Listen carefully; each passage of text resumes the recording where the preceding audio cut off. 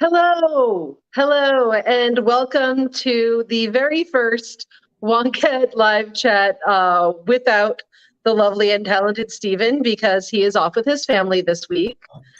Um, and so instead, we have Jamie, and we are very lucky to have her.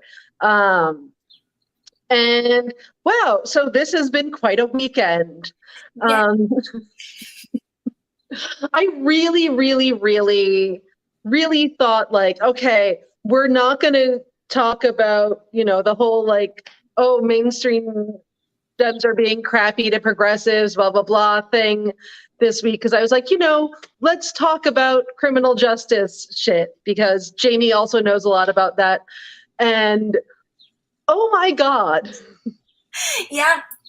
Like, even, if we try, they just like kind of can't help themselves from taking a shit all over the people who need to vote for them. So if you're not clear, basically last night it came out that Kate Bedingfield, the White House comms director, basically said that the only people who are disappointed at all that Biden took 2 weeks to respond to Roe after 2 weeks to respond after they decided it, several months after we all knew that it was going to be decided that way, to respond.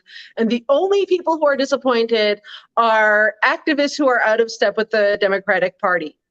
And really? Yeah, like it was such a middle finger, not just to the activists like us who have been pissed off for a long time, but to most fucking Democrats who are pissed as hell right now about what's going on. And like, there's so many ways that you can, defend yourself without taking a shit on the people who you need to get up to vote for you if you want to win elections. I'm almost annoyed that it's just so like strategically bad. Like if someone was like, Robyn, I'm going to punch you in the face, but as a result, you're going to get to keep your reproductive rights. I'd be like, you know what? I'm up for it. Let's give it a shot because, end of the day, I care if shit gets done. But I don't see who it is that this is. I don't see what the strategy is here. I really don't. And the thing is, it's not actually, I'm going to be straight with you. It's not activists like me or Jamie or like, like I'm a fucking socialist. I've been disappointed my entire life with electoral politics. I am used to this. I have been burnt to a crisp. Like you're not like, I am just happy to be pleasantly surprised wherever that is possible. The people that it's really gonna affect are the, the regular ass Democrats who are also, reproductive rights activists. Yep. Well, and like I was talking to some people who were pissed off at the quote, who are not activists, who are just people who are really fucking pissed off right now about Roe being overturned. This is not it's just infuriating on so many different fucking levels. And you're right. It's like they say these things in search of the myth of the swing Republican voter who's going to decide to vote for Democrats if they do nothing for long enough. But here's my thing. If you're gonna do that, go and do. Like, double down on it. Fucking sell that shit. Come up with some policies that they're really going to love and then go and do them. They're not going to be like, oh, you know what? You punched those progressives right in the face. And we respect that enough to vote for you, despite the fact that you won't actually do anything that we want either. Like, no, you got to actually put some effort into that, I think. You're right. And it's fucking unreal. I was absolutely shocked when I saw that it was from, well, not when I saw which person it was from, but just like that it was an actual person speaking on the record from the Biden White House. Like, this is seriously what you're going to say right now? Even if you're asked a direct question that might lead you to think that in your little head, like, you're a communications professional and you know how to be better at that. You know how to respond to a question by saying, I understand what you're asking, but what I really want to talk about is this executive order that Biden just put out. Like, it's really not that hard to fucking do that. Like, it's astounding. Like, at least be good at your job. Yeah. Like that's not, it's not good. And like I've said before, I actually do understand why, certain Democrats feel like they need to punch left and bow right, because they're like, this is the only way we're getting shit done. I don't believe it. Yeah. But I keep saying I don't understand how this is supposed to work, because I don't get it. It doesn't actually make any sense, except for, people venting their spleens. And people vent their spleens and they get out their frustrations, but like, maybe not while you are in the position of being the White House comms director. Exactly. Like, I like fighting with people on Twitter as much as anyone, but there is also a reason that I am not the White House communications director. Like, if I were the White House communications director, I would not be like, let me tell you who is garbage. Yeah. This list of people on Twitter that I do not personally care for. Like, I wouldn't. Right. No, and it's especially infuriating coming from people who like refuse to use the strong language that needs to be used against like the actual fascists who are trying to take over our country right now. And then, Republicans, we need a strong Republican Party. I mean, in his address on Friday announcing the executive orders, Biden referred to Republicans as my friends. Mm-hmm. And then his communications director went out and took a shit on the people who they expect to vote for them. And like, I just don't see how it works. The thing that annoys me is because I actually do feel that I've been super nice about shit, because I think it's because I'm really like that afraid of Trump. I over and over again, I do the, hey, this isn't a big thing, but it is something, and something is better than nothing. And I've written 40,000 different articles to that effect. Yep. I moved back to Wisconsin to work on 2020 for Biden, who I am not a fan of. No. I hate to say it, at least, because I'm not like, head over heels in love, but at least Gavin Newsom is out there like trying to fucking do some shit. Yeah. Like, good for him with the insulin. I think that's awesome. Yep. He's not like, I'm not like the biggest fan of his, but at least he's trying. Yeah. like there's effort. Honestly, I'll just never get over the like bearskin rug photos with Kimberly Gargoyle. Like, that's an image I'll never get out of my mind. I will say that I personally, like, I don't want to murder any bears, but I would totally take a picture on a bearskin rug if one were available. Fair enough. Yeah, preferably fake. I would like a fake one. I don't want to actually touch a dead bear. Fair enough. Like, yeah, Kimberly Gargoyle being the other half of those photos is definitely perfect. No, it's not cute. Well, just point out my cool little abortion print. I have another one. Oh my God! It's Fund. It's from the National Network of Abortion Funds. They say fund abortion if you wear them together. That's amazing. I'm going to purchase some. I'm extremely jealous. Wow. I'm a big fan of abortion merch, so yeah, buying all of it. That's glorious. I actually wanted to put abortion on my nails, but I'm just not that coordinated. Yeah, it wouldn't work. Your nails do look really fun though. Right now they're strawberries. I actually did not do them myself. Oh, those are gorgeous. But I didn't really, I felt it would be a little awkward to go into the nail salon, like this lady who like definitely does not like speak a ton of English and say like, hey, will you write abortion on my nails? That might be weird. It might be a little awkward. Yeah. They probably wouldn't put it up on their Instagram, and all my nails go up on their Instagram because I'm very creative. Nice. But yeah, so everything's garbage. Like, I was actually in a Zoom last night, like talking with some friends in Chicago and having a couple of beers, and like we were like actually talking about like, okay, like if the country breaks apart and there's civil war, like we're gonna need to hold some of the red areas between Chicago and Milwaukee, so people can go city state. Like these, like we weren't joking. Yeah. And like, I certainly, do not want that. I don't want any kind of war, but like the Republicans they actually are out there saying, oh, we want Texas to secede. We want, to have a civil war. I don't think that, because there are a whole lot of people in red states like you, who are, it's a little weird to just be like, no, fuck those people. They can survive on their own. They don't need us. Yeah. I'll tell you what, like, if anyone sees a nonprofit that's like taking donations to help people relocate from these fucking states, send it to me and I will send them some money. Yeah.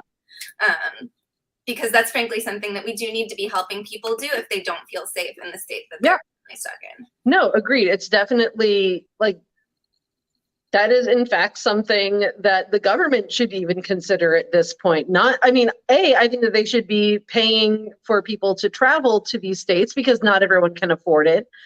Yep. But they should also, be helping people relocate. We should be helping people find jobs if that's what they need. Like whatever, I just kind of like whatever people need, we need to do. Yep. And obviously, like, some people want to stay where they are. They have homes and families and lives. But like, if people feel unsafe and they want to get out, like, we need to help them. Yeah. Like, you can't just be like, yeah, no, stay there. You'll be fine. We'll get to you. Yeah. In 15 years. You need blue voters in your state. It's fine. Just stay there a little while longer. It's fine. You don't need rights. Yeah, you'll be fine. Unless you're in Oklahoma, in which case you'll probably be put to death. Yeah. What did you call it? I think execution palooza. That was pretty in the nose. Like they're ready to execute 25 people, which is horrifying. And it's going to be one after another, like at least every month for months. And in September, like every month until 2024. Yeah. That's what I meant. Yeah, that's an insane amount of people. And one of the more horrifying aspects of this is one of them is Richard Glossop, who is so obviously not guilty. It's insane. Yep. So it's not guilty that a Republican state legislator is like, I will overturn the death penalty in this state if we kill him. Which is exactly why people should there should not be a death penalty, because we're not good at this.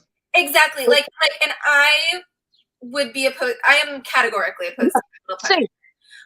However, I can accept the argument that, for at least for the sake of argument, I can accept, some people saying like, oh, some crimes are so horrific, blah, blah, blah. But when you look at the statistics of how fucking bad we are at it, like, it's how can anyone support this system in its current state? Yeah, I don't understand it. Like, it's not especially if you're like, killing an innocent person is such a terrible thing that I believe you should get the death penalty for that. If you believe that, and then that we execute innocent people. Right. Like, no, I mean, it's kind of along the lines of like letting women with ectopic pregnancies die because you're so pro-life, even though both the woman and the fetus die. Like, ultimately, I feel like everything is just about punishment, and they like punishment, and they, yeah, because, the woman still did have sex. Those people on death row, they're no angels. Yeah, I mean, clearly, once he's been in prison for years now because he was wrongfully convicted, so he must be a terrible person. Yeah, no, he's probably been bad behind bars and everything. But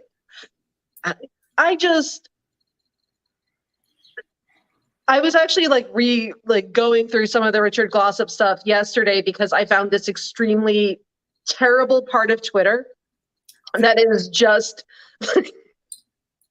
it's like a little pocket of Twitter where like these 10 to 15 people discuss how innocent people are guilty and how much they hate the Innocence Project and Sister Helen Prejean, which was like, she's like the woman.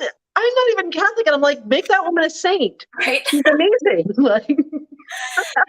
Yeah, and Robyn sent me a link to this dark corner of Twitter yesterday, and I spent like a couple of hours. I like couldn't stop clicking on it because it was just this group of people who go around tweeting that innocent people are guilty and that no evidence should ever be tested or retested for DNA. Because that's the law. Once they're decided guilty, then they're guilty, and that's the law forever. Yep. Like, they think the West Memphis 3 are guilty, and they're like really into it.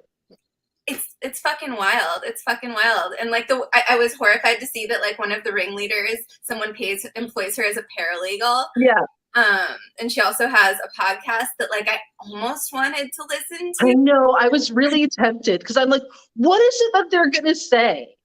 Like, do they just like sit around for hours and be like, yeah, and you know what? Fuck that person too. I hope they run. Pretty much. That's what it seems like they do. Except for like sometimes they'll like tweet at people being like, Damian Eccles is for sure guilty.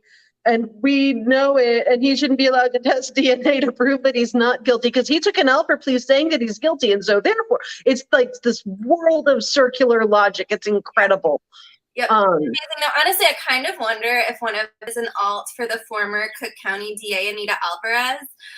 When I was in law school, we actually, one of the clinics that I worked for in law school, we were representing some people who her office had wrongfully convicted of rape and murder. And like even before the trials, like the DNA didn't match any of the people who charged. The theory of the case was that these rival gang members who actually would have killed each other rather than been in the same place at the same time got together to rape and kill this woman. Oh, of course. Well, naturally. And then like, you know, teamwork makes the dream work. Yep. And like they got one of them to falsely confess, and you know, it just turned into one of those debacles where, you know, testify against the others. And so there were a few false confessions, and then finally years later, they finally got a hit on the DNA. It was a convicted rapist who lived down the street from where the body was found. And she went on, Anita Alvarez went on TV after, you know, the court proceedings were finally over. You know, they were out finally after years, first on death row and then still in prison after their death sentences were commuted. And she actually went on TV and said that she still believed that our clients had raped and murdered that woman, and that the convicted rapist down the street had happened upon the dead body and decided to go for some necrophilia, and that's why his DNA was the only DNA found. Because they were also very careful with condoms as they were raping and killing this woman. Oh my God. That's what like, oh my God, I can't think of the guy's name. He was exonerated, and he was tried for the rape and murder of a woman in, I think, somewhere in the South. And one of the things they, like, when they found out that it wasn't his DNA, they were like, well, that doesn't prove that he wasn't there. Yep. It just proves that someone else raped her also. Yep. Yeah. Even though no one said that there was another person, they're like, and I've seen that happen like a couple times, honestly, where they're like, well, the DNA just proves that another person joined them, which is even worse. It's really amazing, you know, like cops and prosecutors, like once they get this theory in their head, the mental backflips that they will do to convince themselves and other people that they were right all along is fucking unreal. I genuinely don't always understand it, like, you know, if these people really believe, like, is it that they sincerely believe that the people are guilty and are like, we're going to do everything to, you know, even if it's a little unethical, to make sure that that happens, or that they're like, we need convictions? Like, yeah. And I think it's both. And I think sometimes, you know, they convince themselves of things that like, that they're trying not to see. But I do think it's both, and depending on the case and the person and everything that happens. But it's endemic. And the study that you wrote about, yeah, what was it? Ridiculous. 550 of like all death, like, you know, there's been like 8,700 total death sentences since 1972, and 550 of those, which is like 5%, were overturned due to prosecutorial misconduct. Like, purposeful, like not like, oh, they messed up, forgot a few things. Yep. Purposeful. Yep. Yeah, and probably almost all of those prosecutors continue to serve as prosecutors. They're never disciplined in any way for that kind of thing, no matter how horrific the facts, either by bar associations or by prosecutors who don't like to prosecute other prosecutors. I mean, honestly, it seems like the only time prosecutors ever get in trouble is when they actually don't fuck up. Yeah. And that's in California. You win an election as a prosecutor and are, a reformer, especially if you're a Black woman, because fuck you, the entire establishment that you are in charge of will fight you, like happened in St. Louis. And it's like, because there's so much money in the criminal justice system that, like, if you actually do say, hey, no, we're not going to be throwing, kids in adult prison anymore. We're not going to be, sending people to prison for 25 years on a drug charge because it's their third strike. Immediately there's a reaction. They're like, no, we don't feel safe if those things don't happen.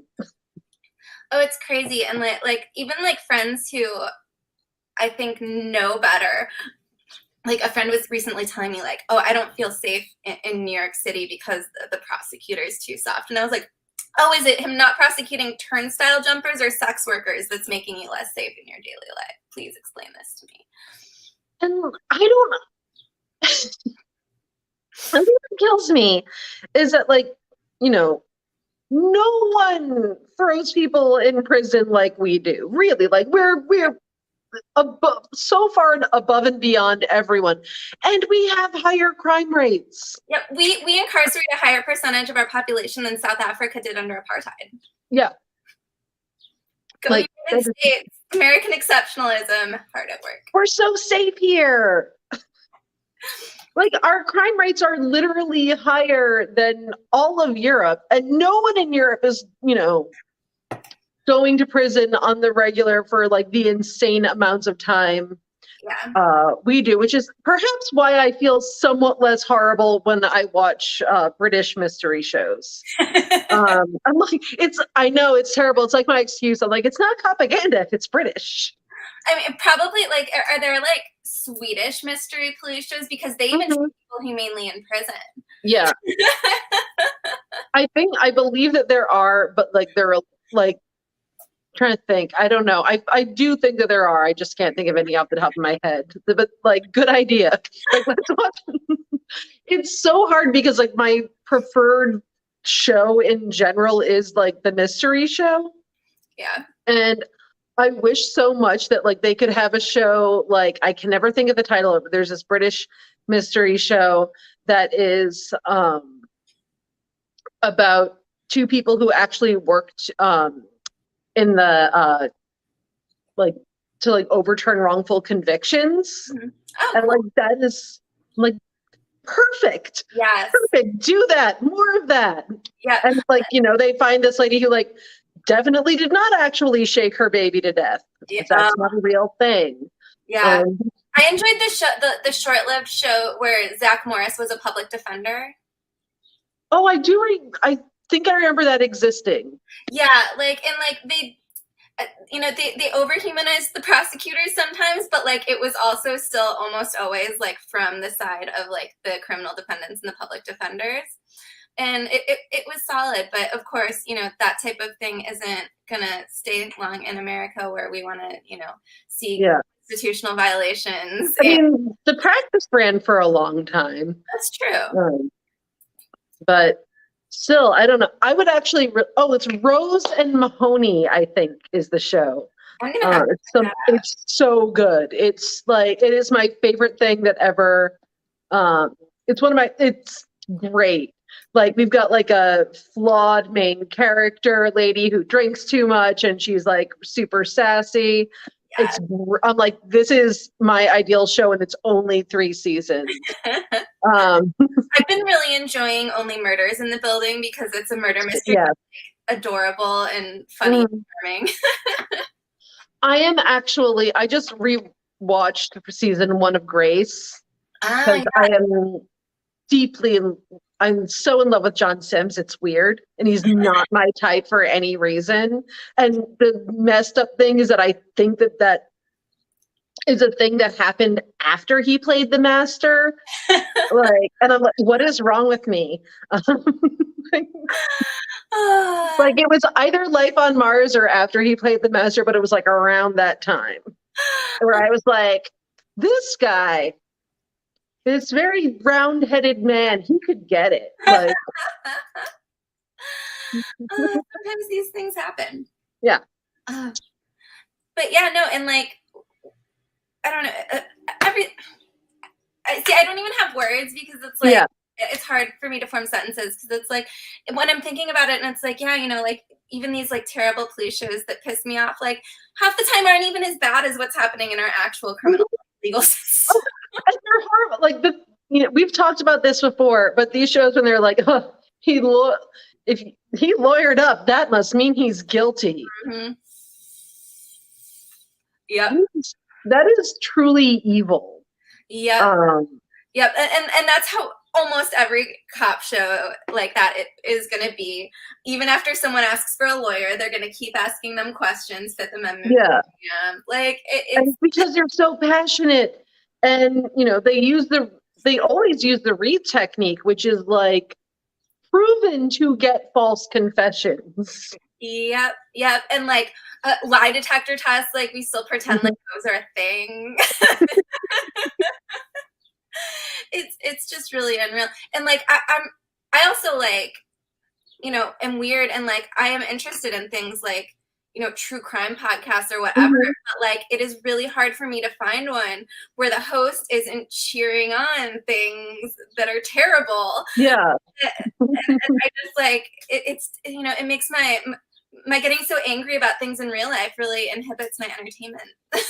No, it's true because there's a lot of things that like, you know, I try and watch old episodes of SVU and I am so furious. Like it's horrifying. It's horrifying. And I'm like, oh my God, like I can't believe that this was on television in so many respects. Like, I know.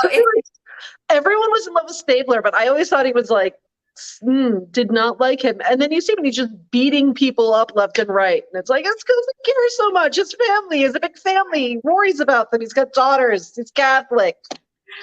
Yeah, as we know, Catholic men with daughters overwhelmingly love women. And yeah. This is a noted fact. And definitely care if they get sexually assaulted. Right afterwards. Yeah, everything's fine. But you know what? What's really important is that we make sure Brett Kavanaugh can eat his dessert. I know. It's a very trying time for him. He's being, you know, all he did was take away some people's reproductive rights, and now he can't even enjoy a nice whatever the fuck it was he was eating. It was in DC, so it wasn't good. Sorry, DC. Like, Ethiopian food in DC is great, but that's not what Brett Kavanaugh was eating. But yeah, no, and you know, and again, it comes, and we've got Democrats saying, you know, oh, you know, it's so upsetting that we aren't playing nice with these people who all they did is, you know, take rights away from. They're just doing their jobs. Right. But they're just, I don't even know if that's like following orders. That's not even like that, like, because they're making up the rules. So it's just, you know, civility is highly overrated. Fuck civility. Fuck it. And it would be fine if it actually got results. Is the thing. Like, and I understand that people are like, oh no, we don't want to let go of our norms and everything like that. But like letting go of some societal norms is like less bad. Yeah. In the long run than people being forced to have babies against their will. Like, yeah, not to mention, like, hi, have you been awake the last several years? That's not the fucking country we're living in anymore. Yeah. Like, it hasn't actually happened. If you can just if you're gonna rely on a strategy, if you're gonna like double down, you have to prove that it actually works. Yeah. And people just want to do that because it's nice and it makes them feel like everything is okay, but everything is not okay. And that's sort of the point of making sure that Brett fucking Kavanaugh cannot enjoy his tiramisu. Like, I tweeted this earlier today at like, I hope that all fucking 6 of those fascists never have an easy day for the rest of their life. I hope they are ostracized everywhere they fucking go for the rest of their lives. Yeah. They should be inconvenienced for fucking ever. Mm-hmm. And guess what? Still not going to be anywhere near like forcing someone to give birth against their fucking will. No, did you see the 10-year-old who had to leave Ohio because she couldn't have an abortion there, who was raped? Yeah. Congratulations. This is the country you created. Good job. It's a wonderful situation that you figured out here. And then, of course, you had to feel it being like, well, really, it's the liberals' fault. It's the people on the left because they push things too far by doing stuff. And so then we had to get rid of it entirely because people didn't say safe, legal, and rare enough. Yeah. No, and the people like you and I who were pointing out, like both of us wrote about this case and how exactly this outcome was going to happen, like as soon as they fucking granted cert. Because if you read the question, it's like they put the people on the fucking bench, like it's happening, it's over. Yeah. Like, well, don't say it's over. But I mean, it was a foregone conclusion when RBG died, but like also as soon as they granted cert in Dobbs, look at the case. The lower court had correctly struck down the unconstitutional thing. Supreme Court not only granted cert anyway, but the question they granted cert in, it wasn't phrased exactly this way, but it was, should we overturn Roe? And here we are. And like just. And, screaming about, and, people like you and I were screaming about it from the very beginning, and no one fucking listened, and no one fucking listened. And now we're being told to applaud the prompt actions of the Biden administration only 2 weeks after the decision, 2 months after the leaked draft, and over a year after we knew that this case was coming. Well, we thought they weren't actually going to do it. And it's not a great excuse. No. Like when people are terrible and they're like, hello, I'm a terrible monster who lies, you should probably believe that they are terrible monsters who lie. Yep. And honestly, like it shouldn't really surprise anyone because the Biden administration did the exact same fucking thing with SB 8. It was passed and signed in the spring of last year. Several months, everyone knew it was fucking going into effect September of last year, and the Biden administration didn't sue until a week or two after it went into effect. And then again, I was told that I should be happy that they so quickly filed a lawsuit after it went into effect when they didn't need to wait for it to go into effect to file a lawsuit. No. And here's the thing. I believe the reason that they didn't act isn't just because they thought it was going to be, they were, the Supreme Court justices were going to find it within their heart after all and, turn good at the end of the movie or whatever. I think it's because the fear was, oh, well, if we do anything, there will be backlash to the thing that we do. So the best thing is to hide under your desk and, do that crouching thing. I don't know. I didn't grow up during the Cold War. But I forget what it's called. Duck and cover. I'm having a day today. I've been binging For All Mankind again. So I haven't seen it. I'll have to watch it. I'm looking for a new thing. An alternate history, space race stuff. Oh, awesome. But yeah, I don't. I think the thing is they're like, okay, we do nothing, whichever we're hiding inside of our shells, then no one can criticize us or say that we're doing the wrong thing.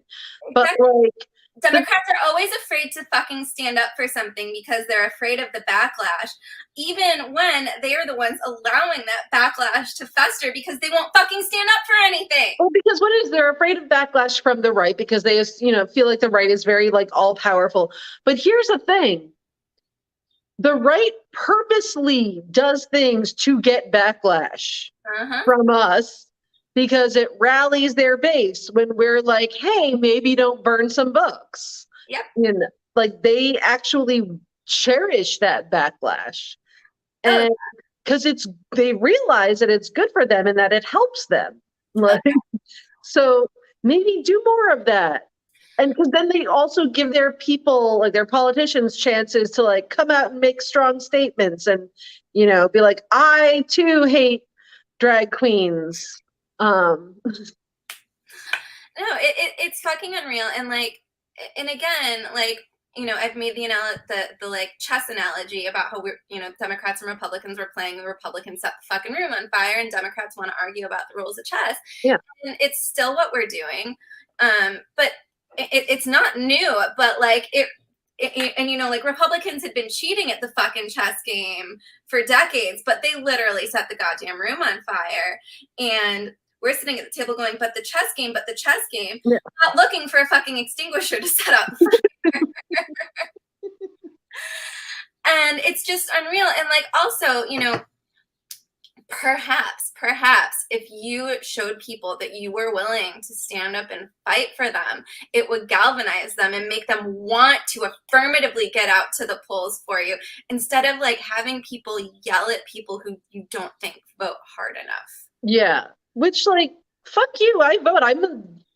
I'm an asshole. Like, I'm a libertarian socialist. I don't technically even really believe that electoral politics is the way to go, but I still vote. Leave me the fuck alone and stop insulting me.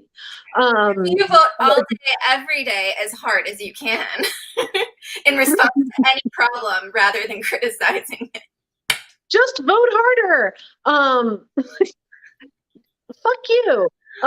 That's like, I don't see where that is going to ever make people react with anything other than go fuck yourself. And people need to be aware of that. I also think that people really need to be aware of the fact, and this is one of the meanest things that I think, and I'll say it till I die, being an asshole to people doesn't work unless you're aspirational. Like, that's why the Heathers got to be the Heathers, because people wanted to be them for whatever reason. That's why the Mean Girls got to be on top. That is why teen movies are the way that they are, because people are like, I would like to be that terrible person. They're really cool. Unless you are a fucking Heather, it doesn't work to be an asshole. Yep. Unless you're Christian Slater, in which case it works because you're super hot. Like,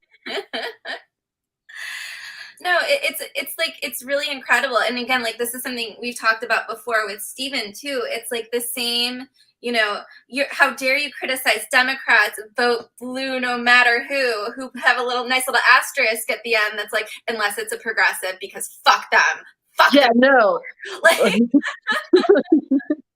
they're all like, we could forgive you if you voted for Dr. Oz, but not John Fetterman. Oh my God, that real tweet yesterday was just, what from someone with, hashtag K-Hive in their profile.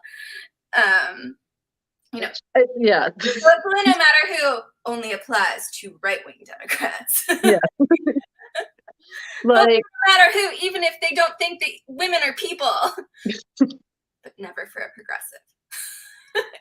It's all about sartorial choices, really. If it's a Republican wearing a blue shirt, go with that. That's fine. Yeah. The thing that kills me, though, is that, everyone keeps saying, oh, well, Democrats fall in love while Republicans fall in line. First of all, tell me who the fuck I have been in love with for one time in my entire life. Like, I have never, maybe No. No. And I'm the fucking, progressive that's supposed to be that way. I don't know any progressives who are like, yeah, politicians, they're great. We want ones who are super great. We're just saying, hey, what if we had ones with like a personality who could convey things to people and say, hey, we are doing things that you might like, rather than we're hiding them. I would just like some Democrats who can grow some fucking tits and stand up for something. It's not that, but like, the thing that I was tweeting about today is that, it's not that Republicans got to overturn Roe by doing, quiet incrementalism. They were very, very loud about it. Mm-hmm. They kept passing bills that they knew were not going to pass. Yep. They kept doing all this. They kept, saying over and over again, I think since it's been in their platform since the 80s that they wanted to overturn Roe. Yep. And they hammered it and hammered it and hammered it forever, saying that this is what they want to do. Yep. And they've kept passing, even if it wasn't feasible, even if it wasn't going to be successful, they kept fucking trying. And that is how they kept people interested in that issue. Oh, yeah. And another thing that bothers me is when people act like it's all because of Trump that Roe is gone, when any Republican president would have appointed justices who wanted to overturn Roe. Fucking Alito. Kasich. Who we invited to the Democratic Convention. And yeah, I mean, Romney promised to, McCain promised to, and Democrats say, also overturn the fuck out of Roe v. Wade. Oh, of course she would. She calls Democrats baby murderers. Yeah. This is the country that we've been in for a long fucking time now. Fucking Samuel Alito, who I still think is the worst justice on the Supreme Court, was W. So was Roberts. Thomas was Daddy Bush. It's not just Trump. Would a normal Republican have backed off once it came out that Kavanaugh was an attempted rapist? Maybe, but they still would have had the same abhorrent beliefs as him. Sorry, hold on. We've got I'm trying to block the shit out of some really disturbing user commenting. That's nice. An error occurred. Please try to refresh the page. I'll get to it later. It is blocked on my end, so I think you're good. Yeah. That is bizarre. Yeah. Whatever. I'm sorry. I get a little. Oh, Jesus. Did you not need to make it big? Yeah. So there's some fucking creep in the comments making a variety of comments about my tits. So that is really, thank you, Shannon. That is oh my God. Sorry, that was just really, thank you. Yeah. Sorry, that really, people are women in America is really fun. It's just great. Yeah. I actually was, as I was live tweeting some Jurassic Park movies yesterday, because this is a thing I do. I got to it was the first one with fucking Chris Pratt.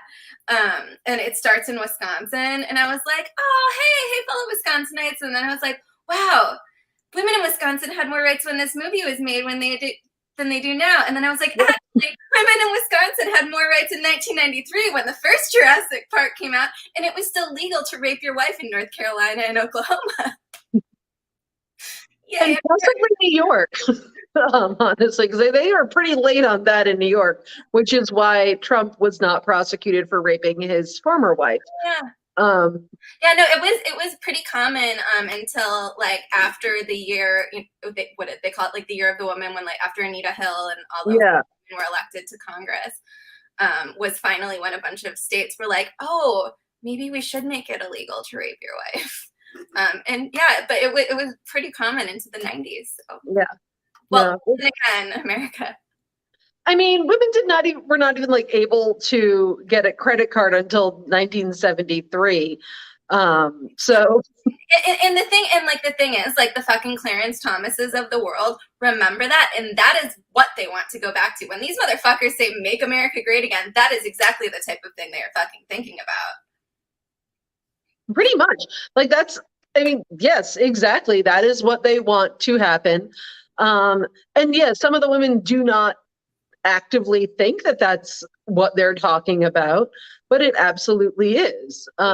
Like, they don't, and they're like, in some people's minds, they're picturing, oh, we'll wear, um, Dior's new look outfits and be really cute and everything will be wholesome and great. But in fact, it would be horrifying and you would be super fucking pissed. Yeah, no, and truly, like, and I'm just so sick of having to point out over and over and over again that, like, this is not about them giving a fuck about fucking embryos and fetuses. Yeah. It is controlling women and pregnant people, and that's what it's been this entire fucking time. Oh, absolutely, because, like I've been freaking saying every single time, sorry. Blocked, yeah. Like, this is, I don't even know how to make people mods. So sorry about all of this. It's very distracting and upsetting. Being a woman on the internet is fun.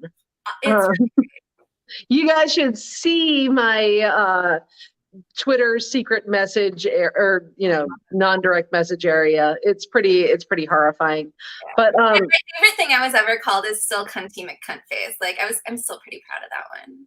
Yeah.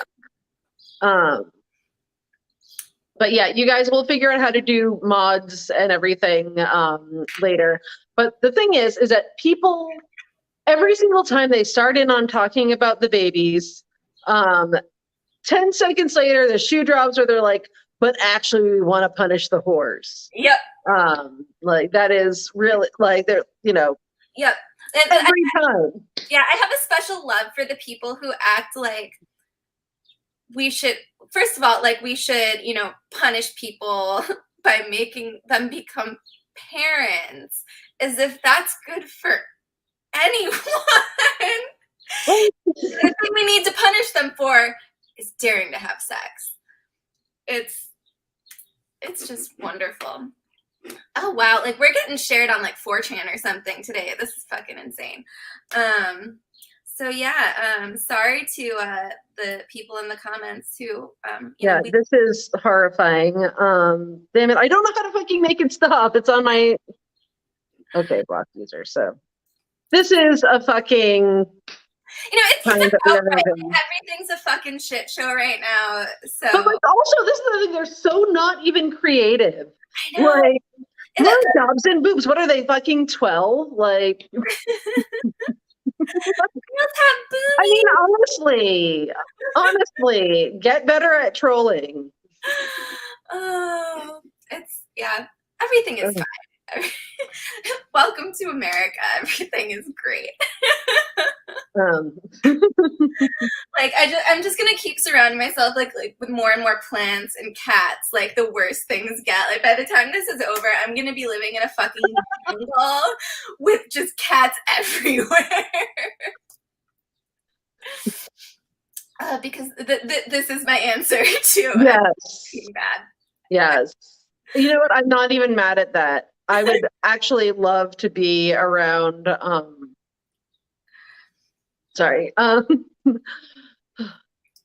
would love to be around cats right now. Sadly, I'm still staying with my dad and my sister, and they're both allergic. But as soon as I come home to Chicago, it is catapalooza. It is. And if you're ever looking for some kittens up for adoption, I know where you can get some from Milwaukee. I actually will be as soon as I go back.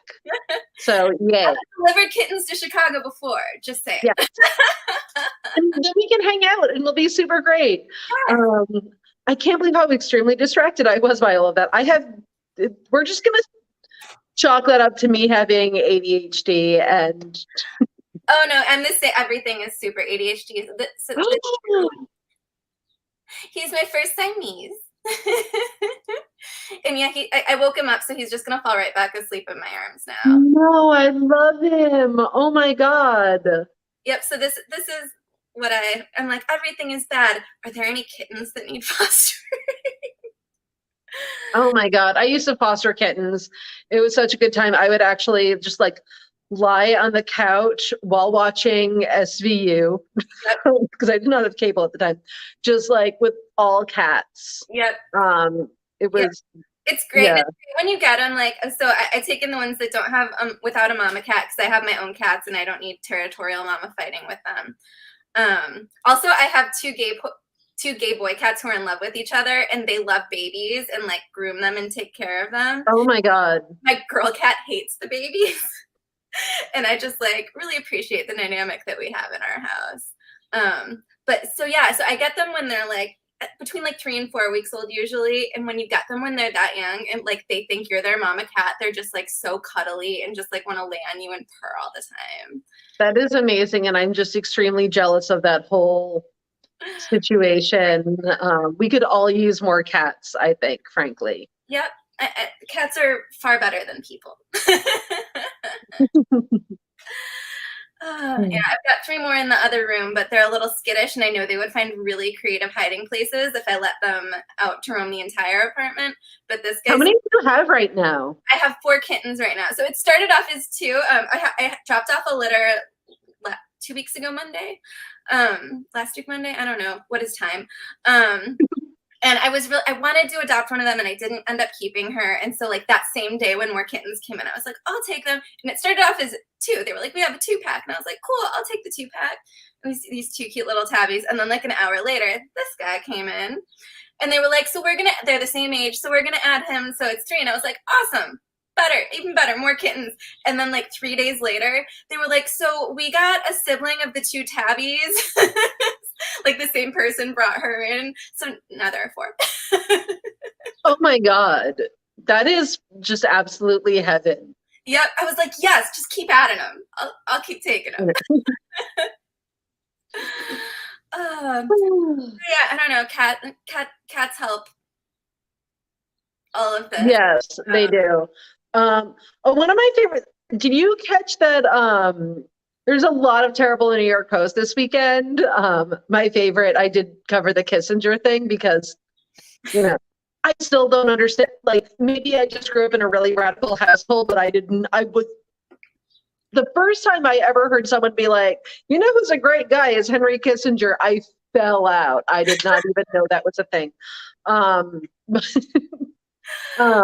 Jesus. The other thing that has been trending on Twitter is this lady, Sophia something or another, put a thing out, and I'm probably going to cover this for tomorrow, about how very difficult it is to be a Christian these days in America, because when you insult people based on your Christian religion that you have, they don't like it.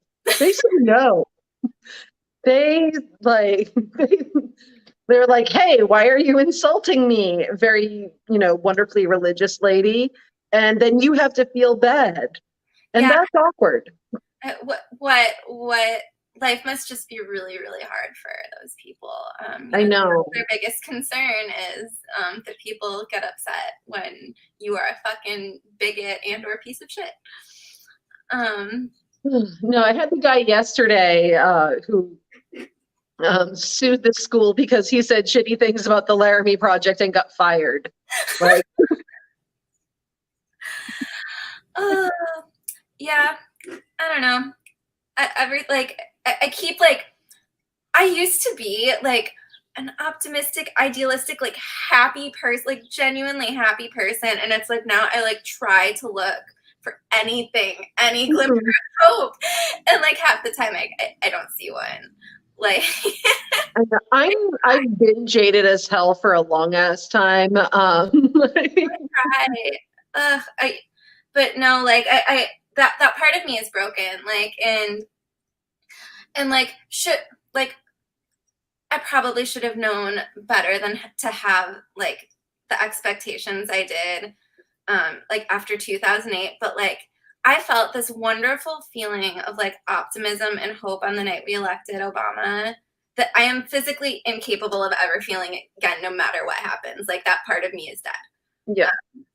No, I know, and it is for a lot of people. The thing that I found interesting is that, you know, a lot of people were saying, oh, you know, oh, it's just the progressives that are mad here. And it's really not.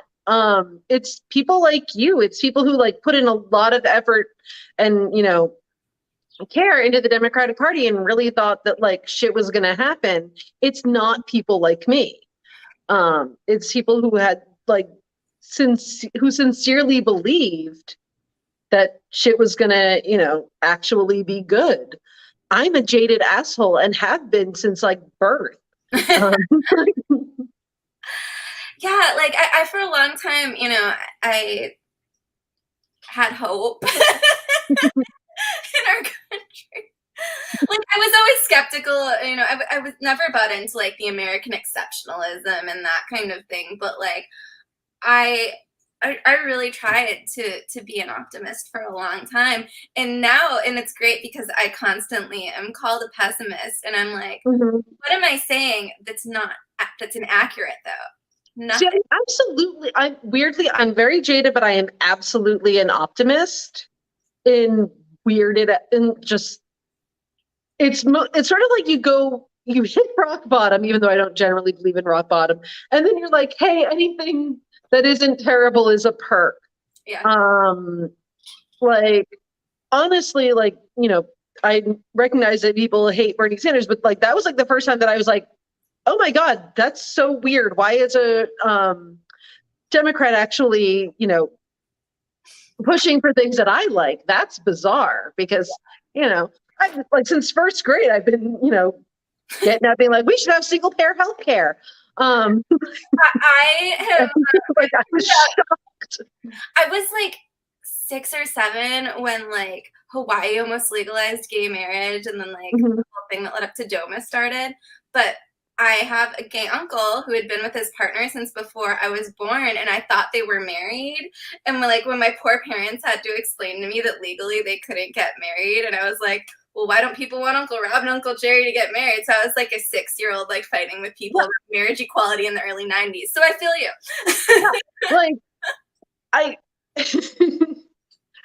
yeah, I know my mom was involved with ACT UP and everything, and like it was I grew up thinking that Republicans had horns, but also I was not particularly, you know, thrilled with Democrats either. My family was really excited about Jesse Jackson running for president, but that didn't so much work. You know, I think that like we sort of got jaded around 92 with NAFTA and everything because we were like, this is obviously terrible. Why is anyone okay with this? And ever since then, we've just been kind of like, I guess we'll take what we can get. Like, and then, you know, they did have the Defense of Marriage Act and Don't Ask, Don't Tell and all that other shit. And it was just like, this is terrible. And yes, no, I believe that Reagan had horns. I was very, you know, same as the Kissinger thing, I was so surprised when I found out that there were people who liked Ronald Reagan. Could not believe it. Yeah. See, like, so it's funny. It's like my parents have always been, you know, Democrats, you know, not as far left as me, but like not crazy centrist either. But my extended family sucks politically. I'm sure none of you are watching, but like seriously, I know some of you voted for Trump and fuck you. But like I did like, so I knew it because like I had, you know, family members and stuff. But again, like they were never crazy. Yeah. Openly. Until, you know, they started to get Fox News rot. And like truly, like some of them who were like normal people who probably voted for evil people, but like weren't actively evil in their lives and like never were trying to vote for people because they thought they were evil type of thing. It was, you know, they were from a small town in the Midwest and, you know, whatever, have turned into just like absolute nut jobs, you know, who are out there saying, you know, openly racist, crazy shit these days. Yeah. Well, this is the thing, that hatred was bubbling up for a very, very long time, and people were ignoring it and being all like, "Oh, we don't want to hear about this. It's like depressing to hear. Please stop writing about, all of these Nazis and like misogynists that are, you know, populating the worst corners of the internet, because it's getting us down." But like, I've been trying to say, like, this is where they're going. This is where the party is headed. Oh, yeah, Also, like, I still believe that like a lot of the just like we're going to do this because we hate you shit is still punishment for daring to elect a black president. Like I truly believe that that's what started a lot of this. because people were like, "Oh, we're not ready. Yep. You let this happen, and we were not ready." I also think a lot of it is punishment for gains that women have made, for sure. Like, I swear to God, I say this a lot, but I like so much of it. I can track back to the weird catcalling discourse of like 2014. I don't know if you remember. Do you remember that? Yes. Oh God. And like I've been fighting with men about that first. Like I can remember in college posting something like on MySpace about it and having male friends be like, "Well, I don't understand why you don't just take that as a compliment." Like, and it was fucking rageful. That, and between that and Gamergate, it was like this very like, they just started getting fucking furious at women for existing. Yep. And that is like so much of the Republican platform, and I don't want to say platform, but like way of being is just like comes so directly from all of those troll sites in the like early 2010s, late 2000s. And it's like there's a line that you can draw, and that is where like all of this comes from.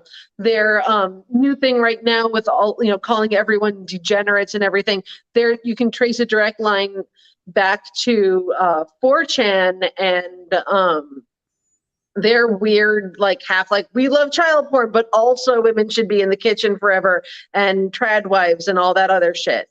Like, they are these people start things, and then it becomes mainstream every time. That doesn't happen in the Democratic Party so much. It takes a much longer time. But you've now got like Tucker Carlson on TV talking about things that Nazis were talking about 10 years ago. Yep. And openly. I really enjoyed a Tucker quote I saw this week, though. I think it was like maybe the first time Tucker Carlson has ever improved my day. It was him saying that his most hated archetype is a 38-year-old white female lawyer. And I was like, Tucker, my birthday next month, I'm 37. So like, it was really a proud day for me, because I was like, that makes me really happy. First of all, I don't believe you. You're a fucking white nationalist. But thank you. Just like yeah. Thank you anyway. But actually, no, you know what? I take it back. There was one other time, and it's actually my banner still on both Twitter and Facebook. My Senator Ron Johnson went on Tucker's show, and the little chyron at the bottom, they were talking about spreading a deadly disease and killing people. But the little chyron said it shouldn't be controversial to make an informed choice about your own body. And so I will never forget. That. I really tried like my body, my choice with that bullshit. There were, oh my God, Roe week, there were so many fucking asshole Republican dudes in my mentions being like, "You didn't stand up for us when we wanted to not have vaccines, and so now we're not standing up for you." And I'm like, motherfucker, do you really think for like one fucking second any of us thought that like you were gonna have our backs otherwise? Get right out of my goddamn face with that. Yeah. No, and it's amazing. Like, and still, we've got both the press and most Democrats, accepting their language and calling these, forced birthers pro-life. I only like to do that when it's like really obvious that they're like not pro-life. Like when you're talking about how above the death penalty. They're so pro-life that they need to execute as many people as possible. They're so pro-life that they oppose vaccines that stop the spread of deadly. They're so pro-life that they don't care if women die in pregnancy. Like, yep, and those are acceptable ways to use it. Yeah. But like, I'm so sick of it, and it's like, again, it's another thing that like Democrats are just like afraid to not use this fucking propaganda language that the right created for itself, and so they just accept it and keep using it. No, they are not pro-life. They are pro-controlling women. They are pro-forced birth. They're whatever you want to call it. Even at least anti-choice is better than saying, than accepting their framing of this, which has always been laughably absurd. Like, if they could prove that they were pro-life in any other circumstance, yeah, sure, but clearly they're not. Like, yeah, it's like there are like a very small minority of Catholics who are anti-choice, but who I would be okay with them calling themselves pro-life because they're also against the death penalty and therefore healthcare. Universal healthcare. Like, if you're all of those things, that's one thing, but the vast majority of you are not. Yeah, no. Like, no, I'm with you. Like, that is, to me, like, it's at least like a position that I can make sense of. It's not something I agree with, but I can make cognitive sense of it. Yep. With the other people who are like, no, we also love the death penalty. Yep. So I had a good friend visiting me from West Virginia a couple weeks ago, and like we went around and did like some touristy and sightseeing stuff that I've never done in Milwaukee. And one of the things she did was there's this beautiful historic basilica here, and we went, and after they make you ring a bell to go in so that they can demand the voluntary donation when you go in to see the basilica. After you do that, you walk upstairs and there's a table full of anti-woman propaganda.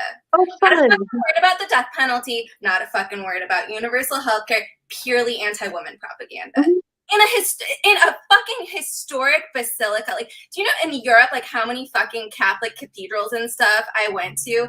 Never would have seen something like that. I was absolutely, I shouldn't have been, actually, I shouldn't have been surprised, but it was fucking shocking. Oh, yeah. Like, this is a destination that people want to see because it's a beautiful historic place. They're not here for your fucking anti-women extremist propaganda. No, yeah, not good. As you can tell, I'm still really happy. Yeah, no, horrifying. What kills me is when like there are Catholics who are like, I support the death penalty. Like, what's her face? Barrett, who claims to not support the death penalty, but totally supports the death penalty and voted, in fact, to make the death penalty easier. Sentence ever, but she doesn't like it. I'm sure she's just, doing what her husband and her cult tell her to do. So weird how she can, be objective from her, deeply held religious beliefs when it comes to the death penalty, but abortion, no, she's going to go with them on that. Well, she's worried about the domestic supply of infants, Robyn. It's very important to her. My mom actually stole a bus from in the front of the Vatican one time. The more I hear about your parents, the more I love them. My mom was amazing, like the best human person ever. But yes, she stole a bus from the front of the Vatican. That's amazing.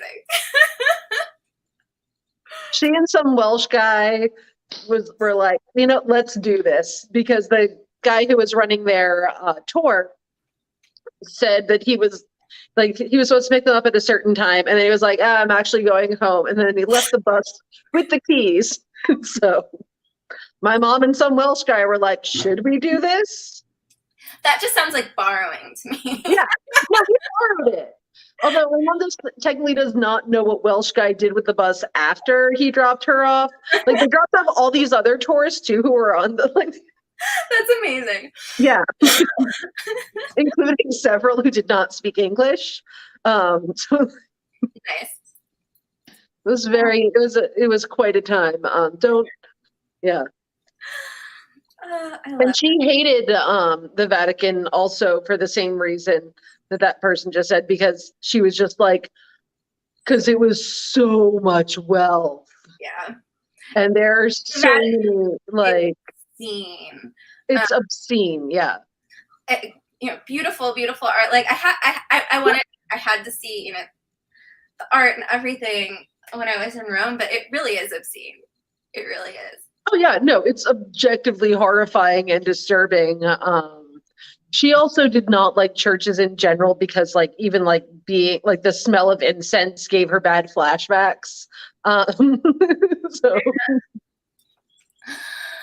like she was a very cool lady, possibly the coolest who ever lived. Sounds like it.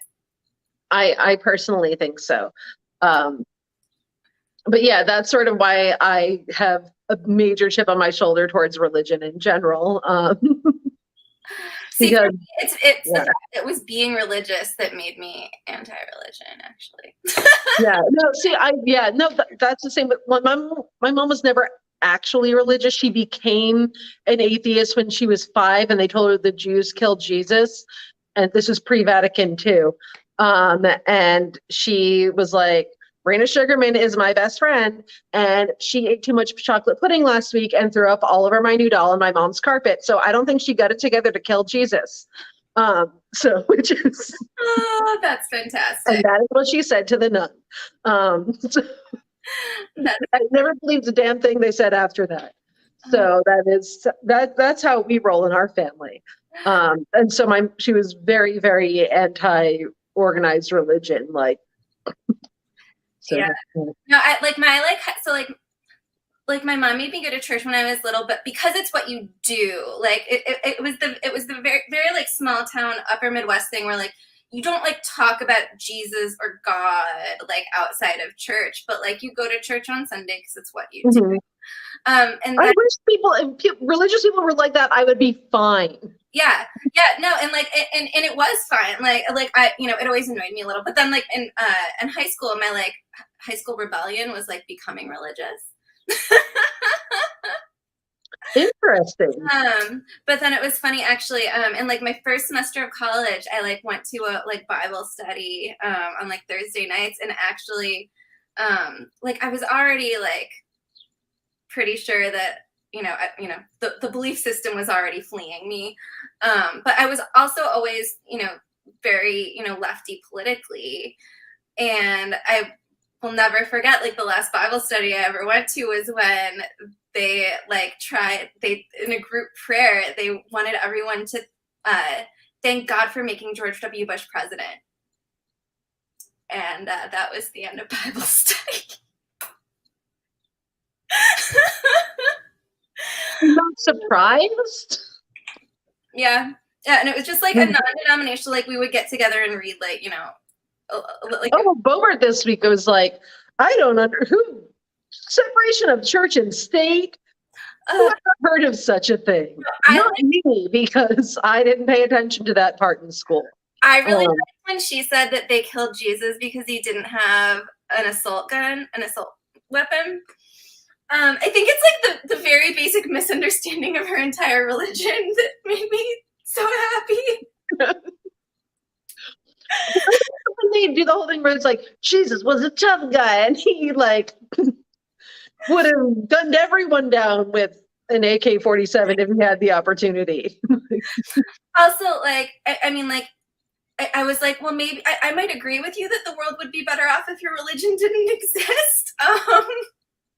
That was the point you were trying to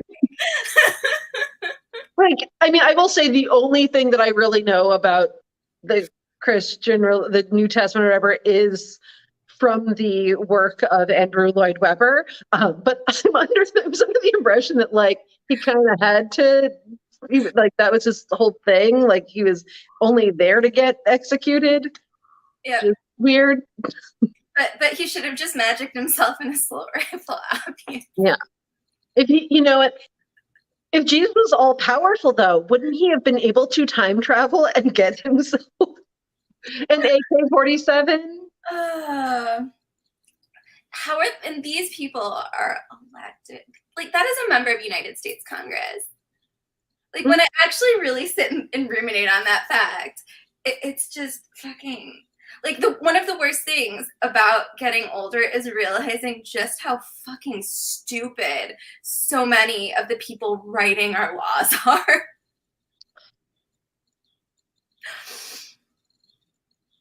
I know. It's not good.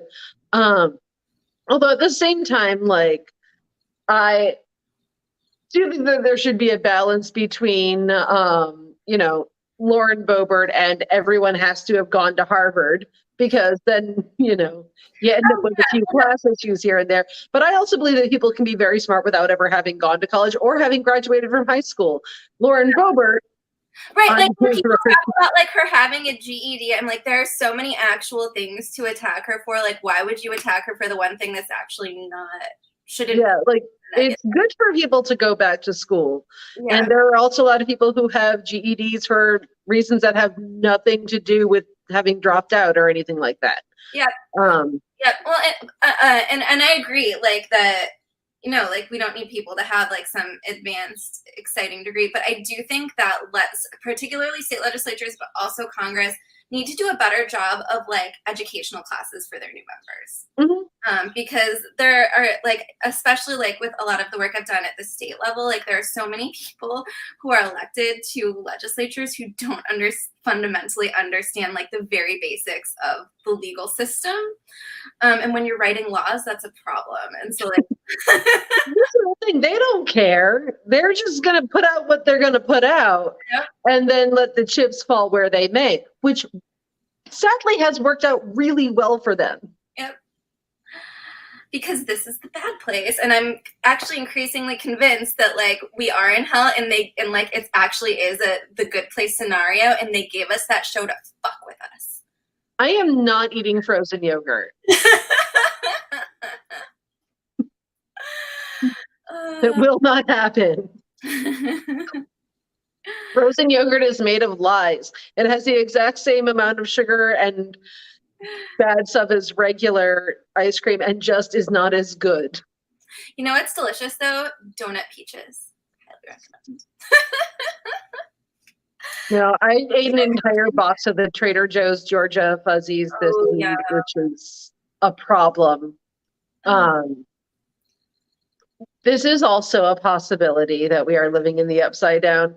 That's a possibility. Also, like it was in like April or May of 2016, a weasel was killed at CERN, like in the machinery, and I think that it's possible that either the weasel sent us careening into this timeline or was trying to save us. Oh, I like that scenario. Yeah, like I would watch a movie about the weasel trying to save us. Or read the comic book. I totally would. Yes. That sounds like a good time. I think another potential option is that the Mayan calendar was right and the world really did end in 2012. And that is also a very good possibility. I would, now that I think about it, it could have happened. Yeah, they always nonsense that people who are smarter than me say the world is a hologram. So I'm not going to look too deeply into that because it sounds upsetting. Yeah, everything's terrible. Was there anything else we needed to yell about? We didn't really spend like that long yelling about Oklahoma, but like I don't even know what else to say about it. It's horrifying. What I will say is that I was reacquainting myself with some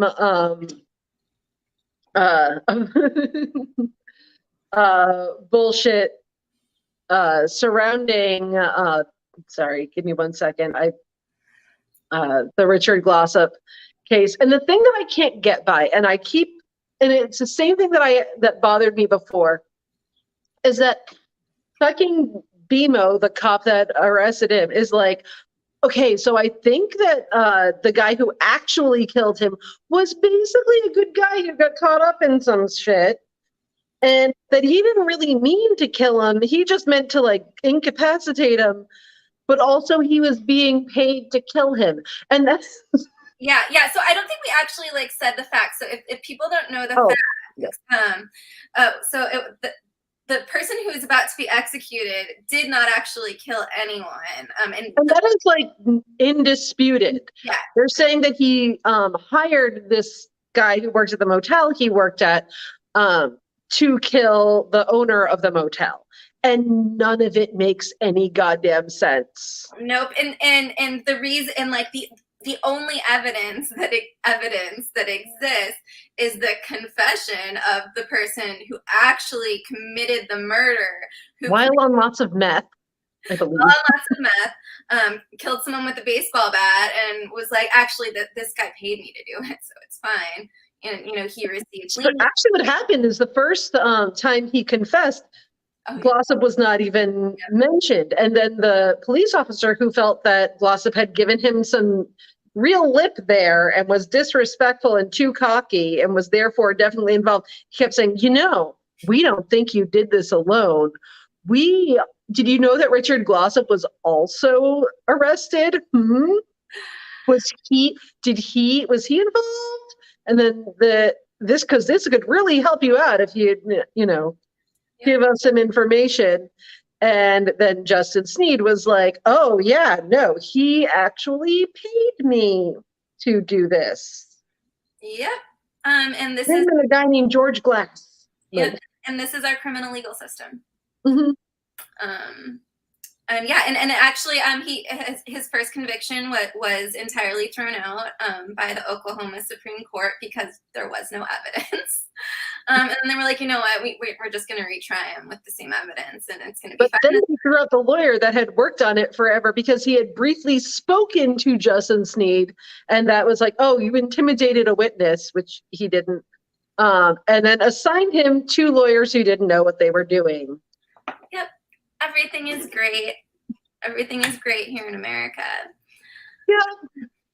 Nothing to be extremely horrified by. No, not at all. And also, like, sorry to bring this back around to me criticizing Democrats and Joe Biden specifically, but that's something I've also been thinking a lot about, is the fact that, like, Biden promised, action on the death penalty after Trump's execution palooza, and has done nothing about it. And Joe Biden, by himself, right now, today, could commute every federal death sentence to life. Mm-hmm. And there's no fucking reason not to. And in fact, there's every fucking reason to do it, because we know, based on what happened with Trump, exactly what's going to happen the next time a Republican is in the Oval Office. And so that's another thing. Well, Trump just said he wants to put everyone in prison who is there on drug charges, drug dealing to death. So that's fun. That's fun because we get this right so often. Yeah, that's all great and normal. Well, and honestly, like, I wouldn't be surprised if we started to see this Supreme Court overturning some of our long existing precedent. How like they're basically at this point, like, you really can't have the death penalty for anything other than murder, because of a line of Supreme Court cases. And I would not be surprised to see this court to reverse those laws. I mean, they got rid of Miranda rights, so. Yeah, and the Fourth Amendment for like 90% of the country, since things like Lake Michigan and the ocean count as international borders, and Border Patrol can do whatever they want, and we can't sue them. Yep, here in Milwaukee, it counts. Yep, sometimes. So yeah. And on that very cheerful note. Yes. We are gonna head out, I believe. It was so lovely having you here today, Jamie. Yes, I was with you, Robyn. Sorry about that troll army. Yeah, Oh, good to talk to you. Thank you for yeah. everyone else in the comments. Yes, and thank you to the people who helped get rid of that. So have a great day. Bye. Bye.